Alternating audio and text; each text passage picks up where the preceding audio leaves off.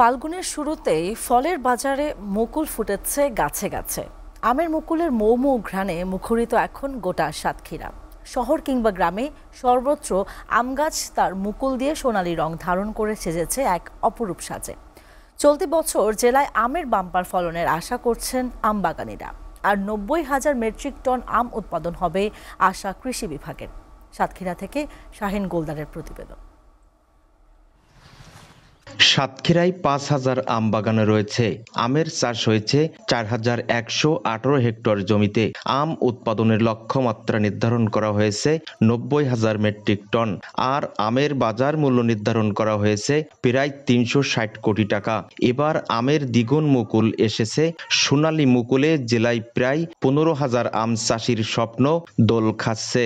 কিছু কিছু গাছে হালকা হালকা হয়েছে, আর যেগুলো হয়েছে তাও এবারে ঘন কুয়াশার কারণে সব পুড়ে যাচ্ছে।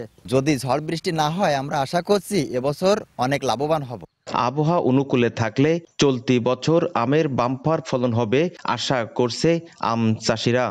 কুয়াশা হচ্ছে, এ নিয়ে আমরা একটু দুশ্চিন্তায় আছি, আমাদের ক্ষতি হয় কিনা, এবং আমরা যে ভালো ফলন আশা করেছি ইনশাল্লাহ হবে। জেলায় এবছর ৯০,০০০ মেট্রিক টন আম উৎপাদনের আশা করছে কৃষি বিভাগ।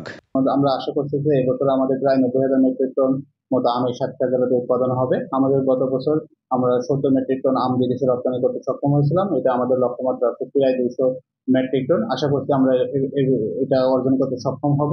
কালবৈশাখী সহ কোনো প্রাকৃতিক দুর্যোগ না হলে চলতি বছর আমের ভালো ফলন পাওয়ার আশা করছেন আম চাষিরা।